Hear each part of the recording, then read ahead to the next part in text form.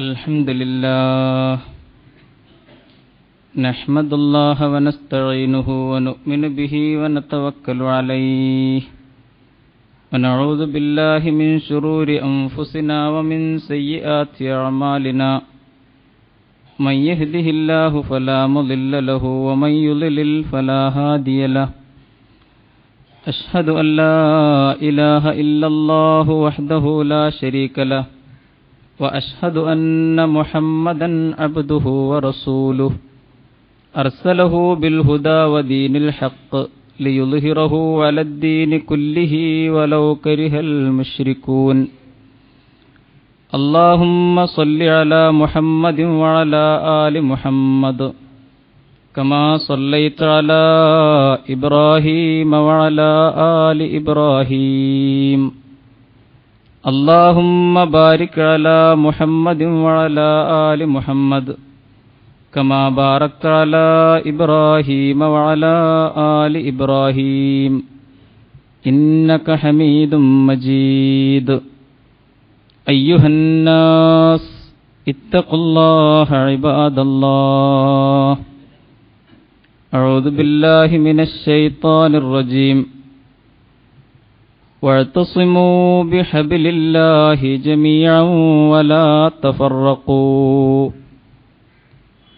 واذكروا نعمة الله عليكم إذ كنتم أعداء فألف بين قلوبكم فأصبحتم بنعمته إخوانا وكنتم على شفا حفرة من النار فأنقذكم منها كذلك يبين الله لكم آياته لعلكم تهتدون لا حول ولا قوة إلا بالله عليه توكلت وإليه أنيب رب اشرح لي صدري ويسر لي أمري വഹ്ലുൽ ഉഖ്ദത മിൻ ലിസാനി യഫ്ഖഹു ഖൗലി. സത്യവിശ്വാസികളായ സഹോദര സഹോദരിമാരെ, ഏകനായ റബ്ബ് സുബ്ഹാനഹു വ തആലയുടെ നിയമ ശാസനകൾ പരമാവധി പാലിച്ചുകൊണ്ട് ജീവിതത്തിൻ്റെ എല്ലാ മേഖലകളിലും സൂക്ഷ്മത പാലിച്ചുകൊണ്ട് മുന്നോട്ട് പോകണം എന്ന് ആദ്യമായി വസിയ്യത്ത് ചെയ്യുന്നു, ഉത്ബോധിപ്പിക്കുന്നു. പരമദയാലുവായ പടച്ച റബ്ബ് നാം ഏവരെയും അനുഗ്രഹിക്കുമാറാകട്ടെ. അള്ളാഹുവിൻ്റെ പ്രവാചകൻ സല്ലല്ലാഹു അലൈഹി വസല്ലം തിരുമേനി ജീവിതത്തിൻ്റെ ഏതൊരു സംസ്കാരമാണോ നമ്മുടെ മുമ്പാകെ സമർപ്പിച്ചത്, ആ സംസ്കാരത്തെ മനസ്സിൽ അങ്ങേയറ്റത്തെ സന്തോഷത്തോടുകൂടി ഉയർത്തിപ്പിടിക്കാൻ റബ്ബ് നമ്മെ പ്രത്യേകം തുണക്കുമാറാകട്ടെ. സംഘജീവിതം എന്ന വിഷയത്തെ സംബന്ധിച്ച് ചില കാര്യങ്ങൾ ശ്രദ്ധയിൽപ്പെടുത്താൻ ശ്രമിക്കുകയാണ് ചെയ്യുന്നത്. മുസ്ലിങ്ങൾ ഭൂമിയിൽ എങ്ങനെയാണ് ജീവിക്കേണ്ടത് എന്ന ചോദ്യം നമ്മെ സംബന്ധിച്ചിടത്തോളം ഏറ്റവും പ്രാധാന്യമുള്ള നമ്മുടെ അസ്തിത്വത്തിൻ്റെ ചോദ്യമാണ്. നമ്മുടെ വ്യക്തിത്വവും നമ്മുടെ അന്തസ്സും ആ ചോദ്യത്തിൻ്റെ ഉത്തരത്തിൽ നിന്നാണ് യഥാർത്ഥത്തിൽ രൂപപ്പെടുന്നത്. എങ്ങനെയാണ് ഒരു മുസ്ലിം ഭൂമുഖത്ത് ജീവിക്കേണ്ടത്? ഓരോരുത്തരും അവരവരുടെ വ്യക്തിപരമായ ജീവിതത്തിൻ്റെ തട്ടകങ്ങളിൽ അവരവരുടെ മാളങ്ങളിൽ പരിമിതരായി, ശിഥിലരായി, ഒറ്റപ്പെട്ട വ്യക്തികളായി ജീവിക്കേണ്ടവരാണോ? അതോ ഒരു നേതൃത്വത്തിൻ്റെ കീഴിൽ ആ നേതൃത്വത്തെ അനുസരിച്ചുകൊണ്ട് വ്യവസ്ഥാപിതമായ നിലയിൽ അച്ചടക്കത്തോടുകൂടി ജീവിക്കേണ്ട ഒരു സംഘമാണോ, സമാജമാണോ മുസ്ലിങ്ങൾ? വളരെ വളരെ പ്രസക്തമായ ഒരു പ്രശ്നമാണ് ഇത്. നമ്മൾ ഓരോരുത്തരും ഗൗരവത്തിൽ ചിന്തിച്ച് തീരുമാനമെടുക്കേണ്ടുന്ന, മുമ്പോട്ടുള്ള പോക്കിൽ വളരെ ഗൗരവമുള്ള ഒരു വിഷയമാണ് ഇത്. നമ്മൾ ഒറ്റയൊറ്റ തിരിഞ്ഞ് ഒറ്റപ്പൂരാടന്മാരായി ജീവിക്കേണ്ടവരാണോ? പലപ്പോഴും സംഘങ്ങളിൽ നിന്നും സംഘടനകളിൽ നിന്നും മാറി നിൽക്കുന്ന സുഹൃത്തുക്കൾ പലപ്പോഴും ആ ഒറ്റപ്പെടലിനെ മഹത്വവൽക്കരിച്ച് പറയുന്നത് കേട്ടിട്ടുണ്ട്. എനിക്കൊരു സംഘടനയുമായും ബന്ധമില്ല, എന്റെ സംഘടന ഇസ്ലാമാണ്, ഞാൻ നിസ്കാരം നോമ്പൊക്കെയിട്ട് അങ്ങനെ കഴിഞ്ഞുകൂടുന്നു. ഒരുപക്ഷേ സംഘടനകൾ, മതസംഘടനകൾ നമ്മുടെ കാലഘട്ടത്തിൽ കാഴ്ചവെച്ചുകൊണ്ടിരിക്കുന്ന വൃത്തികെട്ട ചേരിപ്പോരിന്റെയും പരസ്പരം നടത്തിക്കൊണ്ടിരിക്കുന്ന വ്യക്തിഹത്യകളുടെയും വളരെ മോശമായ സംഘടനാ കക്ഷി മാത്സര്യങ്ങളുടെയും പശ്ചാത്തലത്തിലായിരിക്കാം ഒരുപക്ഷെ അത്തരമൊരു മനോഭാവം വളർന്നു വന്നിട്ടുണ്ടാവുക. പക്ഷേ അത്തരം വിഷയങ്ങൾക്കൊക്കെ അപ്പുറം പ്രാധാന്യമുള്ളതാണ് ഈ വിഷയം. ഇസ്ലാമികമായ ഒരു സംഘത്തോട് ചേർന്ന് നിൽക്കാതെ ഒറ്റപ്പെട്ട് നമ്മുടെ ഇബാദത്തുകളുമായിട്ട് മുന്നോട്ടു പോകാൻ യഥാർത്ഥത്തിൽ ദീനിൽ നമുക്ക് അനുവാദമുണ്ടോ? നമ്മൾ അങ്ങനെ വ്യക്തിപരമായ ഒരു ഇസ്ലാമിനെ ഉയർത്തിപ്പിടിച്ചുകൊണ്ട് നിസ്കാരവും നോമ്പും സക്കാത്തും ഹജ്ജുമായിട്ടൊക്കെ മുമ്പോട്ട് പോകേണ്ടവരാണോ? സമൂഹത്തോടും സമാജത്തോടും കാലഘട്ടത്തോടും ലോകത്തോടും നമുക്ക് പ്രതിബദ്ധതയില്ലേ, ഉണ്ടാവേണ്ടതില്ലേ? ഈ ചോദ്യം തീർച്ചയായും വിശുദ്ധ ഖുർആനിന്റെയും തിരുസുന്നത്തിന്റെയും ചരിത്രത്തിന്റെയും പ്രകൃതിയുടെയും മുമ്പിൽ സമർപ്പിച്ചുകൊണ്ട് ശരിയായ ഒരു ദിശയിലൂടെ മുന്നോട്ടു പോകാൻ നമുക്ക് കഴിയണം. വളരെ ലളിതമാണ് വിഷയം. ഇസ്ലാമിന്റെ പ്രകൃതം, ഇസ്ലാമിന്റെ ശൈലി, യഥാർത്ഥത്തിൽ ഇസ്ലാമിന്റെ ചരിത്രം എന്താണ് നമുക്ക് പറഞ്ഞു തരുന്നത്? അത് പരിശോധിക്കുമ്പോൾ നമുക്ക് ബോധ്യമാകും, ചരിത്രത്തിന്റെ കണ്ണാടിയിൽ ഇസ്ലാം എന്നത് ഒരിക്കലും ഒരു മതത്തിന്റെ സ്വഭാവമല്ല പ്രകടിപ്പിച്ചിട്ടുള്ളത്. ഒരുപക്ഷെ ഒറ്റ ഒരു കേൾവിയിൽ വിവാദപരം എന്ന് തോന്നാവുന്ന ഒരു വിഷയമാണ്. ഇസ്ലാം ഒരു മതമേയല്ല. അഥവാ നമ്മൾ പരിചയിച്ചിട്ടുള്ള ആത്മീയ മതങ്ങൾ, ആ മതങ്ങളുടെ ഗണത്തിൽ എണ്ണപ്പെടാവുന്ന ഒരു കേവല മതമാണോ ഇസ്ലാം? ചരിത്രത്തിൽ എന്തെങ്കിലും ഇസ്ലാം അങ്ങനെയായിരുന്നോ? നമുക്ക് ബോധ്യമാകുന്നു, ഇസ്ലാം ചരിത്രത്തിൽ ഒരു മതം എന്നതിലുപരി ഒരു പ്രസ്ഥാനത്തിന്റെ സ്വഭാവമാണ് യഥാർത്ഥത്തിൽ കാഴ്ചവെച്ചിട്ടുള്ളത്. കേവലം ഒരു മതത്തിന്റെ പരിമിതമായ ഒരു ഗണത്തിൽ ഇസ്ലാമിനെ ഉൾപ്പെടുത്തുക. മതം എന്ന് പറഞ്ഞാൽ എന്താ? നമുക്കൊക്കെ അറിയും. മതമെന്ന് കേൾക്കുമ്പോൾ തന്നെ ഒരു പള്ളിയും ഒരു അമ്പലവും ഒരു ചർച്ചുമാണ് മനസ്സിലേക്ക് വരിക. അതുമായി ബന്ധപ്പെട്ട കുറെ ആചാരോപചാരങ്ങളും അനുഷ്ഠാനങ്ങളും ആരാധനാമുറകളും ചില വിശ്വാസങ്ങളും ആത്മീയതയും. ഇതിനപ്പുറം മതത്തിന് വലിയ സ്കോപ്പും റേഞ്ചും ഒന്നുമില്ല. അതുകൊണ്ടാണ് മതം വരണ്ട എന്ന ആളുകൾ പറയുന്നത്. മനുഷ്യജീവിതത്തിന്റെ നിർണായകമായ മേഖലകളിലേക്ക് കടക്കുമ്പോൾ മതം വരേണ്ടതില്ല. ജീവിതത്തിന്റെ ചലനാത്മകങ്ങളായ സാമൂഹ്യ, രാഷ്ട്രീയ, സാമ്പത്തിക മേഖലകളിലേക്ക് മതത്തിന് പ്രവേശനമില്ല എന്നാണ് പറയുന്നത്. കാരണം മതത്തെ സംബന്ധിച്ചുള്ള പാരമ്പര്യ ധാരണ അങ്ങനെയാണ്. മതം എന്ന് പറഞ്ഞാൽ ആത്മീയതയുമായി ബന്ധപ്പെട്ട് നിൽക്കുന്ന പൂജകളും വഴിപാടുകളും നേർച്ചകളും വിശ്വാസങ്ങളും അന്ധവിശ്വാസങ്ങളും അനാചാരങ്ങളും ആചാരങ്ങളും ഒക്കെയായി ബന്ധപ്പെട്ട് നിൽക്കുന്ന ഒരു ഏർപ്പാടിനാണ് മതം എന്ന് പറയുന്നത്.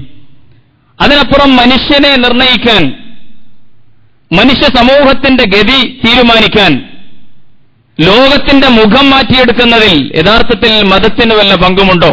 ഞാൻ സൂചിപ്പിക്കുന്നത്, മതം എന്ന പദം ധ്വനിപ്പിക്കുന്ന പരിമിതമായ ജീവിതത്തിന്റെ മേഖലകളിൽ ഒതുങ്ങി നിൽക്കുന്ന ഒന്നല്ല ഇസ്ലാം. ഒരിക്കലും വിശുദ്ധ ഖുർആൻ അതിനെ ഈ അർത്ഥത്തിലൊരു മതമായിട്ട് പ്രയോഗിച്ചിട്ടേയില്ല. നമ്മൾ ഓരോരുത്തരും വളരെ ഗൗരവത്തിൽ പഠിക്കേണ്ട ഒരു വിഷയമാണ്. വിശുദ്ധ ഖുർആൻ ഉപയോഗിച്ചിട്ടുള്ളത് ദീൻ എന്നാണ്, മതം എന്നല്ല, ദീൻ എന്നാണ്. ആ ദീനിൽ എന്തെല്ലാം ഉൾപ്പെടുമെന്ന് വിശുദ്ധ ഖുർആനിലൂടെ ഒരാവർത്തി കടന്നുപോകുന്ന ഏത് സാധാരണക്കാരനും ബോധ്യമാകും. പാണ്ഡിത്യത്തിന്റെ ആവശ്യമില്ല.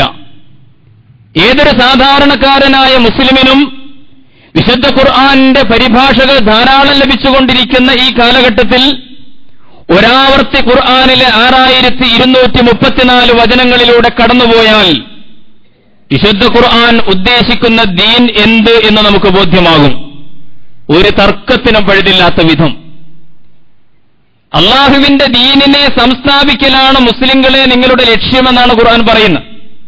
എല്ലാ അമ്പിയാക്കന്മാരുടെയും ലക്ഷ്യം അതായിരുന്നു.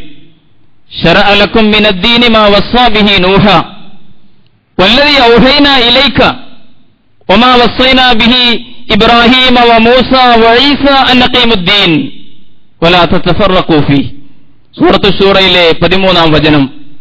റബ്ബ് സുബ്ഹാനഹു വ തആല പറയുകയാണ്, പ്രവാചകന്മാരെയൊക്കെ നിരത്തി നിർത്തിയിട്ട് ഉലുൽ അസ്മിൽപ്പെട്ട അമ്പിയാക്കന്മാരുടെയൊക്കെ പേര് പരാമർശിച്ചുകൊണ്ട് അല്ലാഹു പറയുന്നു, നൂഹിനെ നാം അറിയിച്ചു കൊടുത്തത്, മുഹമ്മദേ താങ്കൾക്ക് നാം പറഞ്ഞു തന്നത്, മൂസ, ഈസ, ഇബ്രാഹിം അലൈഹിസ്സലാത്തു വസ്സലാം, ഈ പ്രവാചകന്മാർക്കൊക്കെ അലൈഹിമുസ്സലാത്തു വസ്സലാം ഇവർക്കൊക്കെ ലഭിച്ചത് അല്ലാഹുവിൽ നിന്ന് ലഭിച്ച ദിവ്യബോധനം എന്തായിരുന്നു? അൻ അഖീമുദ്ദീന, ഈ ദീനിനെ നിങ്ങൾ സ്ഥാപിച്ചു നിലനിർത്തണം. ഇതിനുവേണ്ടിയാണ് എല്ലാ നബിമാരും വന്നത്. എല്ലാ കാലഘട്ടങ്ങളിലും പ്രവാചകന്മാർ പണിയെടുത്തത് ഈ ദീനിനെ സ്ഥാപിച്ച് നിലനിർത്താൻ വേണ്ടിയായിരുന്നു. ഇത് തന്നെയാണ് യഥാർത്ഥത്തിൽ നിങ്ങളുടെയും ദൗത്യം. റബ്ബ് സുബ്ഹാനഹു വ തആല നമ്മുടെ ലക്ഷ്യം നിർണയിക്കുന്നു. എങ്കിൽ ഖുർആൻ പരാമർശിച്ച ഈ ദീൻ ഏതാണ്? വളരെ ലളിതമായിട്ട് മനസ്സിലാക്കാൻ ചില ആയത്തുകൾ സാമ്പിളിന് വേണ്ടി ഉദ്ധരിക്കുകയാണ്. ഏതൊരു സാധാരണക്കാരനും നേർക്കുനേരെ മനസ്സിലാക്കാൻ ഖുർആൻ ദീൻ എന്ന് പ്രയോഗിച്ചതിൽ എന്തെല്ലാം ഉൾപ്പെടും എന്ന്. വിശുദ്ധ ഖുർആൻ എന്നതാണ് ഇസ്ലാമിന്റെ ആധാരവേദമെങ്കിൽ, ഇതാണൊരു വിശ്വാസിയുടെ ജീവിതത്തിന്റെ ഭരണഘടനയെങ്കിൽ, ഇതാണ് ഇസ്ലാമിക ജീവിതത്തിന്റെ ദിശ നിർണയിക്കേണ്ടതെങ്കിൽ, ആ വിശുദ്ധ ഖുർആൻ ദീൻ എന്ന് ഉപയോഗിച്ചതിൽ മനുഷ്യ ജീവിതത്തിന്റെ പുറത്തു നിൽക്കുന്നതല്ല, മനുഷ്യ ജീവിതത്തിന്റെ അകത്തുള്ളതെല്ലാം അതിൽ ഉൾപ്പെടും. അതിനപ്പുറം ഈ പ്രപഞ്ചവുമായി ബന്ധപ്പെട്ടതും മനുഷ്യ ജീവിതത്തിലുള്ളതെല്ലാം അല്ലാഹുവിന്റെ ദീനിലും ഉൾപ്പെടും. ഒന്നും ഒരു വിഷയവും പുറത്തല്ല.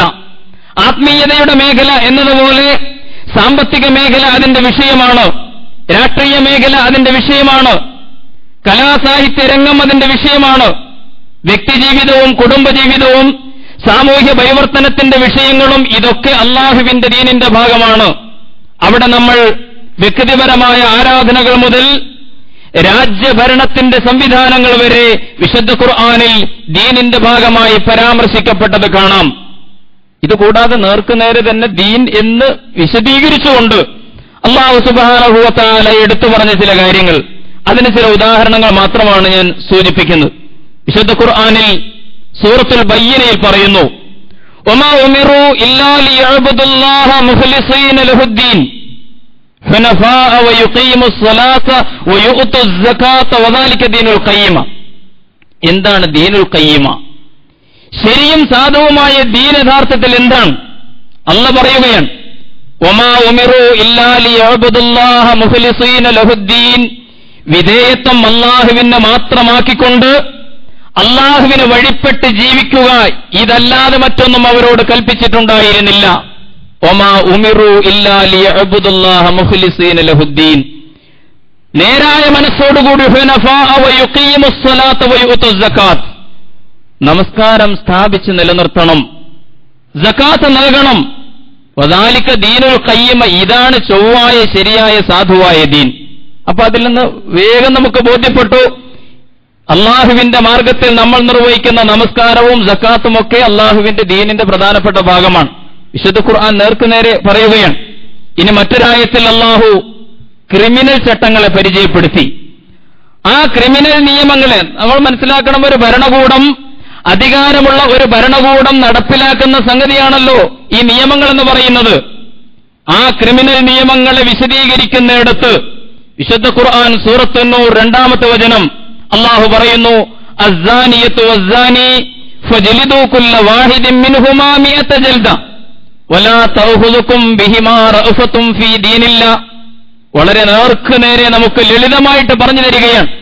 അസ്സാനിയത്തു വസ്സാനി ഫജ്ലിദൂ കുല്ല വാഹിദിൻ മിൻഹുമാ മിഅത ജൽദ. വ്യഭിചാരത്തിൽ ഏർപ്പെടുന്ന സ്ത്രീ പുരുഷന്മാർ, അവിവാഹിതരായ വ്യഭിചാരത്തിൽ ഏർപ്പെടുന്ന സ്ത്രീ പുരുഷന്മാർ, അവരുടെ കുറ്റം 4 സാക്ഷികളിലൂടെ തെളിയിക്കപ്പെട്ടാൽ, അല്ലെങ്കിൽ സ്വയം അവരാ കുറ്റം സമ്മതിച്ചാൽ, ഏറ്റുപറഞ്ഞാൽ അവരെ 100 അടി വീതം അടിക്കണം. ഇതാണ് ശരീഅത്തിന്റെ നിയമം. പ്രഹരശിക്ഷ നൽകണം.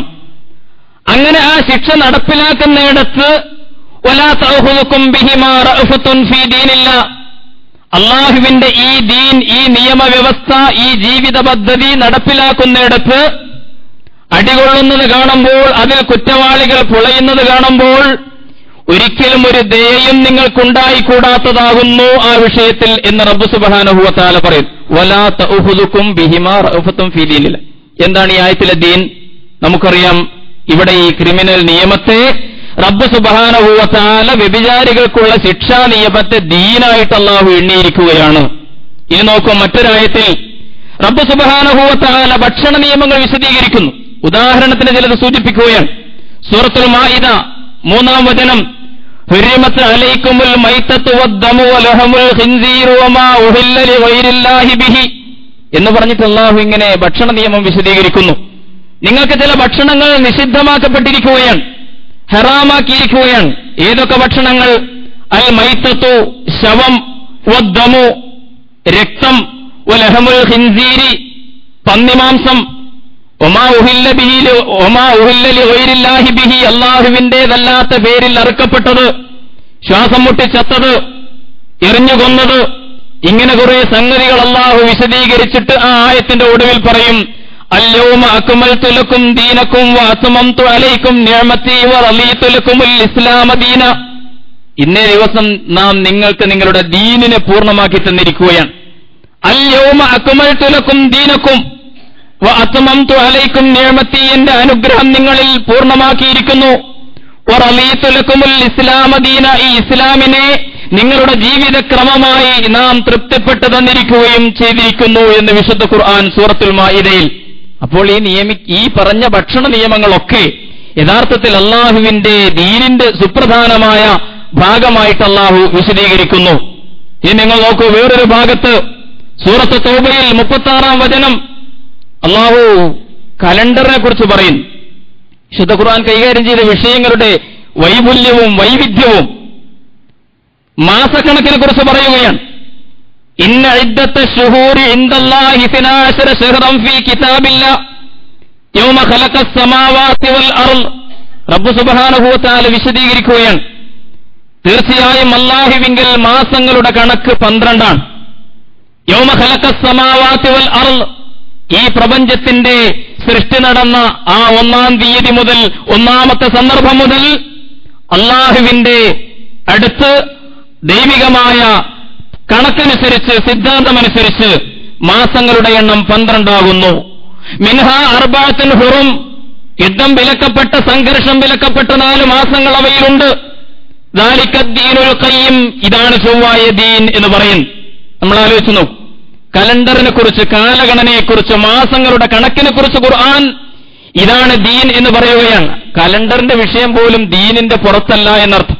അപ്പൊ ആരാധനകൾ മുതൽ, ഭക്ഷണ നിയമങ്ങൾ തൊട്ട്, സിവിൽ ക്രിമിനൽ നിയമങ്ങൾ മുതൽ എന്നുവേണ്ട ജീവിതത്തെ, മനുഷ്യ ജീവിതത്തെ ബാധിക്കുന്ന സമസ്ത വിഷയങ്ങളും അല്ലാഹുവിന്റെ ദീനിന്റെ ഭാഗമായി വിശുദ്ധ ഖുർആൻ വിശദീകരിക്കുകയാണ്.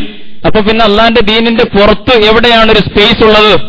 അഥവാ ഒരു സ്പേസ് ജീവിതത്തിലിട്ടാൽ അത് പിശാചിനെ നിങ്ങൾ പിന്തുടരലാണ് എന്നാണ് ഖുർആൻ ശക്തമായിട്ട് നമ്മുടെ മുമ്പാകെ സമർപ്പിക്കുന്നത്. ഇത് നമ്മൾ വളരെ ഗൗരവത്തിൽ മനസ്സിലാക്കേണ്ട ഒരു വിഷയമാണ്. ഞാൻ ഇസ്ലാമിന് ഇത്ര സമയം കൊടുത്തു, ഇന്ന വിഷയങ്ങൾ അള്ളാഹുവിന്റെ ലിസ്റ്റിൽ ഞാൻ കൊടുത്തു, അള്ളാഹുവിന്റെ റസൂലിന്റെ തീരുമാനപ്രകാരം ചെയ്യാം. എന്നാൽ ജീവിതത്തിന്റെ വേറെ കുറെ വിഷയങ്ങൾ, ഇന്ന മേഖലകളിൽ ഞാൻ എന്ത് ചെയ്യണം, അത് ദീൻ പറയേണ്ടതില്ല, അത് ഭൗതിക വിഷയങ്ങളാണ്, അത് ഞാൻ സൗകര്യം പോലെ, അല്ലെങ്കിൽ ഇന്ന ആളുടെ നേതൃത്വത്തിൽ അദ്ദേഹത്തിന്റെ കൽപ്പനകൾ അനുസരിച്ച് ഞാൻ പോകും. എനിക്ക് മറ്റൊരു പോളിറ്റ് ബ്യൂറോ, എനിക്ക് മറ്റൊരു ഹൈക്കമാൻഡ്, എനിക്ക് മറ്റൊരു സുപ്രീം കൗൺസിൽ, എനിക്ക് വേറൊരു ഷൂറ. അള്ളാഹുവിന്റെ ദീനിനെതിരിലാണെങ്കിൽ ആ സംഘടനാ നേതൃത്വങ്ങൾ, അവയുടെ മുമ്പിൽ ഞാൻ കാണിക്കുന്ന വിധേയത്വം ഇത് റബ്ബ് സുബ്ഹാനഹു വ തആല അംഗീകരിക്കുന്നില്ല. യാ അയ്യുഹല്ലദീന ആമനു ദുഖുലൂ ഫിസ്സിൽമി കാഫത്തൻ വലാ തത്തബിഉ ഖുതുവാത്. ഒരൊറ്റ പണ്ഡിതാഭിപ്രായവും നമ്മൾ ഉദ്ധരിക്കുന്നില്ല.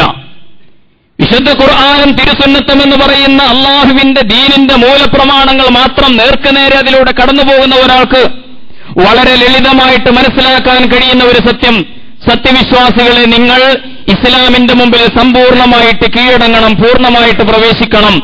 അങ്ങനെ നിങ്ങൾ ചെയ്യുന്നില്ലെങ്കിൽ നിങ്ങൾ ആ വിട്ടുകൊടുക്കുന്ന സ്ഥലങ്ങളുണ്ടല്ലോ അവിടെ കയറിയിരിക്കുക പിശാചാണ്. വലാ തത്തബിഉ ഖുതുവാതി ശൈത്താൻ, പിശാചിന്റെ കാൽപ്പാടുകൾ നിങ്ങൾ പിന്തുടരരുത് എന്ന് പറഞ്ഞാൽ അള്ളാഹുവിനെയും റസൂലിനെയും മാറ്റി നിർത്തിയാൽ പിന്നെ ആ മേഖലകളിൽ വരുന്നത് പിശാചായിരിക്കും, അവനുള്ള ഇബാദത്തായിരിക്കും പിന്നെ നിങ്ങൾ ചെയ്യുന്നത് എന്ന് വളരെ ഗൗരവത്തിൽ ഉണർത്തുകയാണ്. അപ്പൊ ജീവിതത്തിന്റെ എല്ലാ മേഖലകളുമായും ബന്ധപ്പെട്ട് നിൽക്കുന്ന അള്ളാഹുവിന്റെ ദീൻ, ആ ദീനിനെ സ്ഥാപിക്കാനാണ് പ്രവാചകന്മാർ വന്നത്. ആ പ്രവാചകന്മാരുടെ നേതൃത്വത്തിൽ വ്യവസ്ഥാപിതമായി സംഘടിതമായി ഒരു സാമൂഹ്യ ജീവിതമാണ് എല്ലാ കാലഘട്ടങ്ങളിലും മുഅ്മിനുകൾ നയിച്ചത്.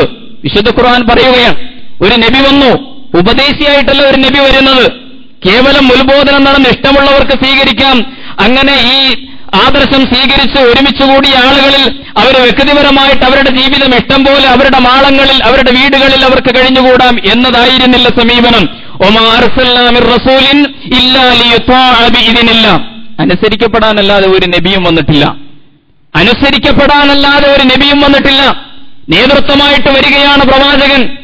വിശുദ്ധ ഖുർആൻ സൂറത്തുൽ അഹ്സാബ് 36-ാം വചനത്തിൽ അല്ലാഹു പറഞ്ഞു, മാ കാന ലിമുഅ്മിനിൻ വലാ മുഅ്മിനത്തിൻ ഇദാ ഖലല്ലാഹു വറസൂലുഹു അംറൻ അൻ യകൂന ലഹുമുൽ ഖിയറതു മിൻ അംരിഹിം വമൻ യഅസില്ലാഹ വറസൂലഹു ഫഖദ് ളല്ല ളലാലൻ മുബീന.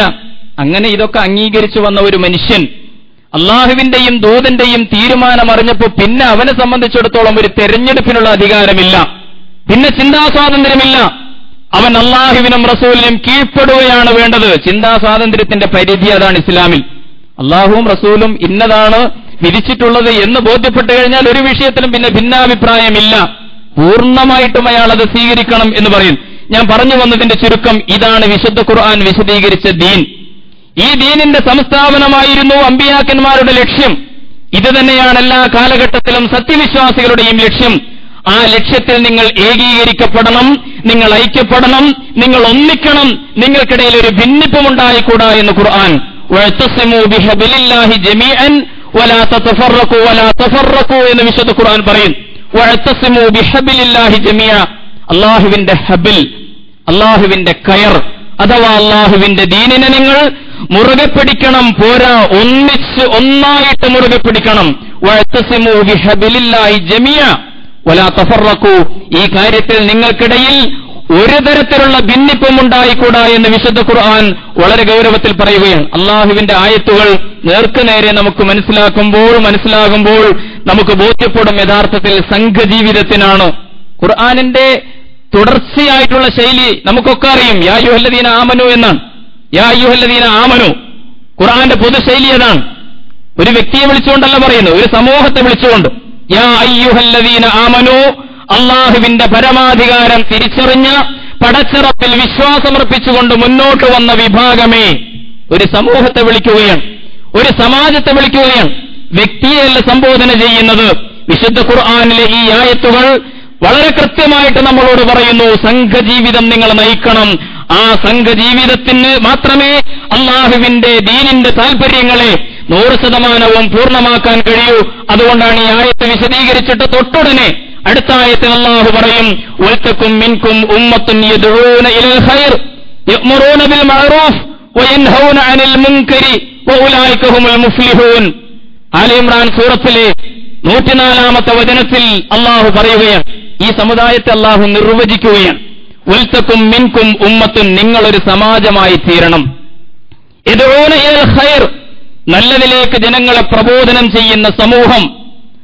അള്ളാഹുവിൽ വിശ്വസിക്കുന്ന ആ സമൂഹത്തിന്റെ പ്രത്യേകത, അവർ നന്മ കൊണ്ട് കൽപ്പിക്കുന്നവരും തിന്മയെ വിലക്കുന്നവരുമായിരിക്കും. വൽതകും മിൻകും ഉമ്മത്തുൻ യദ്ഊന ഇലൽ ഖൈരി വയഅ്മുറൂന ബിൽ മഅറൂഫി വയൻഹൗന അനിൽ മുൻകർ വഉലൈക ഹുമുൽ മുഫ്ലിഹൂൻ. അവരാണ് വിജയിക്കാൻ പോകുന്ന സമാജം എന്ന് റബ്ബ് സുബ്ഹാനഹു വ തആല പറയുകയാണ്.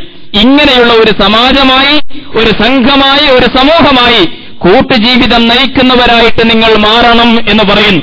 പ്രിയമുള്ളവരെ, ഇത് അള്ളാഹുവിന്റെ ആയത്തുകളാണ്. അള്ളാഹുവിന് രണ്ടു തരം ആയത്തുകളുണ്ട് എന്ന് നമുക്കറിയാം.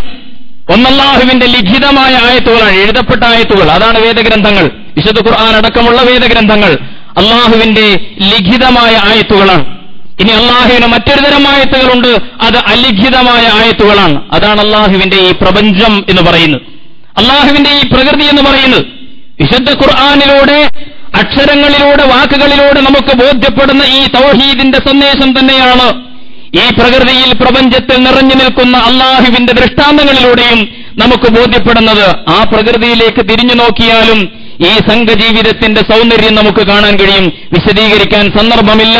നമ്മൾ ഏറ്റവും നിസ്സാരമായി കാണുന്ന ഉറുമ്പുകളുടെ ജീവിതം മുതൽ ഒരുപക്ഷെ പേടിയോടുകൂടി കാണുന്ന കാടിനെ വിറപ്പിക്കുന്ന സിംഹങ്ങളുടെ ജീവിതം വരെ പരിശോധിച്ചാൽ സംഘജീവിതത്തിന്റെ സൗന്ദര്യം നമുക്ക് കാണാൻ കഴിയും. ഉറുമ്പുകൾ സംഘടിതമായിട്ട് ജീവിക്കുന്ന സമൂഹമാണ്, സംഘടിതമായി ജീവിക്കുന്ന സമൂഹമാണ്, ഒരു നേതൃത്വത്തിന്റെ കീഴിൽ ജീവിക്കുന്ന സമൂഹമാണ്.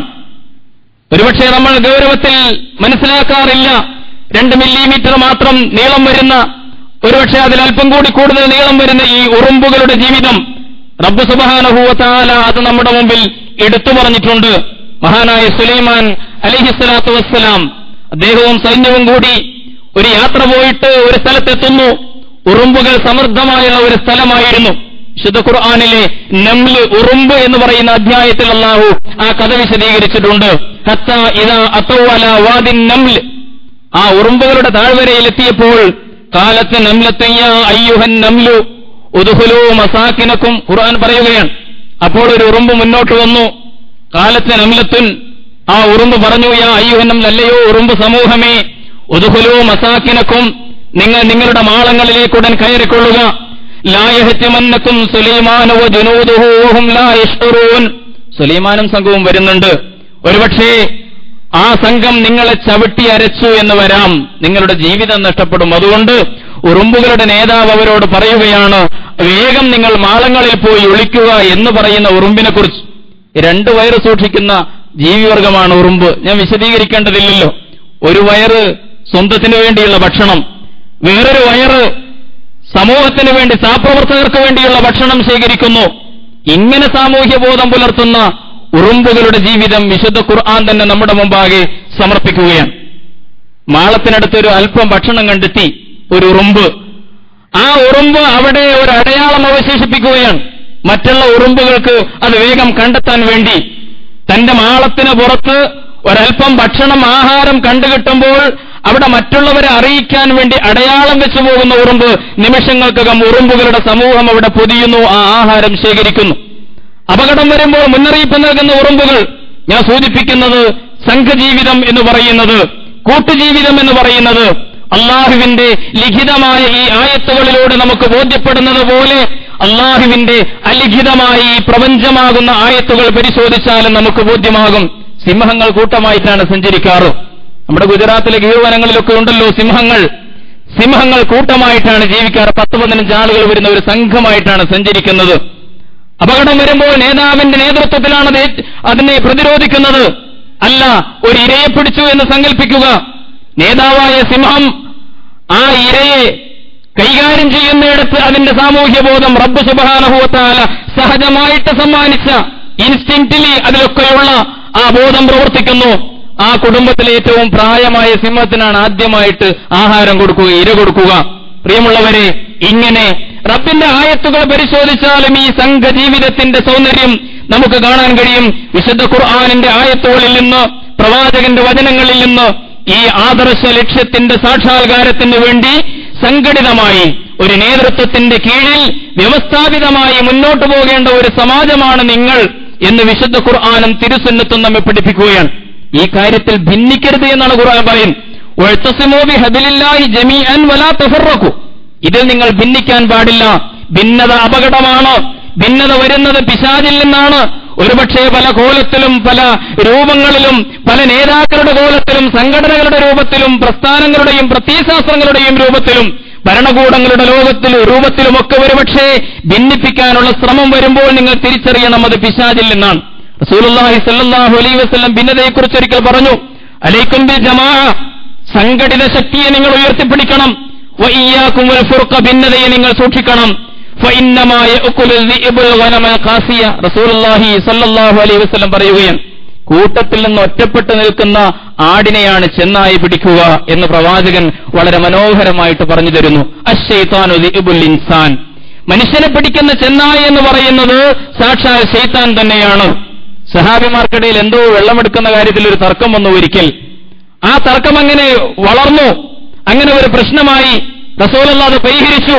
എന്നിട്ട് അവരോട് പറഞ്ഞു കൊടുത്തു, ഇന്നമാ ദാലികും മിനശ് ശൈത്താൻ, ഇന്നമാ ദാലികും മിനശ് ശൈത്താൻ, തീർച്ചയായും ആ ഭിന്നത വന്നത്, ആ തർക്കമുണ്ടാക്കിയത് യഥാർത്ഥത്തിൽ പിശാചാണ് എന്ന് പറയുകയാണ്.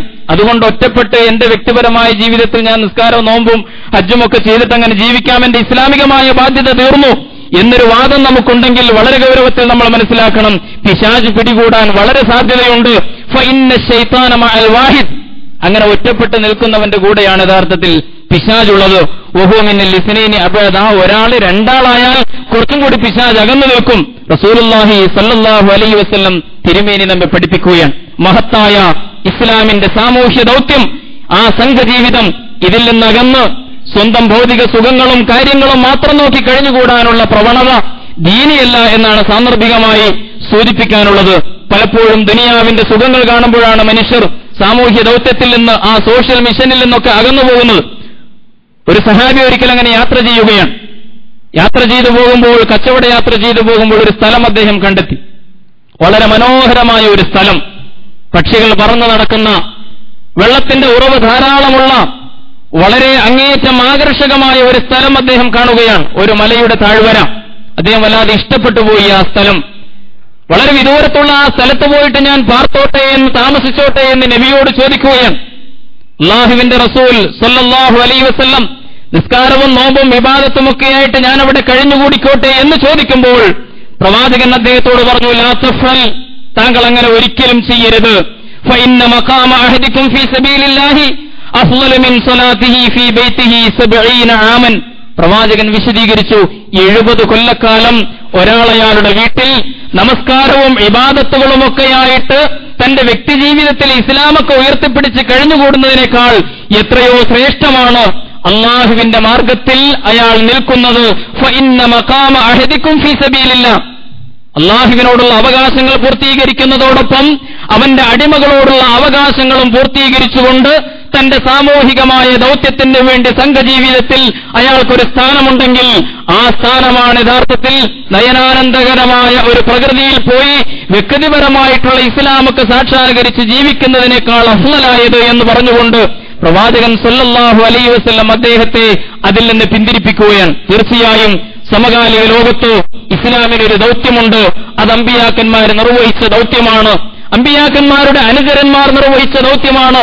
ആ ദൗത്യ സാക്ഷാത്കാരം, ഇസ്ലാമിന്റെ ലക്ഷ്യങ്ങൾ, അതൊരു വ്യക്തി കുറച്ചാളുകൾക്ക് കാരുണ്യ പ്രവർത്തനം നടത്തുന്നു, കുറെ ആളുകൾക്ക് പണം കൊടുക്കുന്നു, സഹായിക്കുന്നു, കുറെ ആളുകൾക്ക് അരി കൊടുക്കുന്നു, ഏതോ റിലീഫ് പ്രവർത്തനങ്ങളിൽ പങ്കെടുക്കുന്നു. അയാളുടെ ഇസ്ലാമിക ദൗത്യം പൂർണ്ണമായോ? ഒരിക്കലുമില്ല.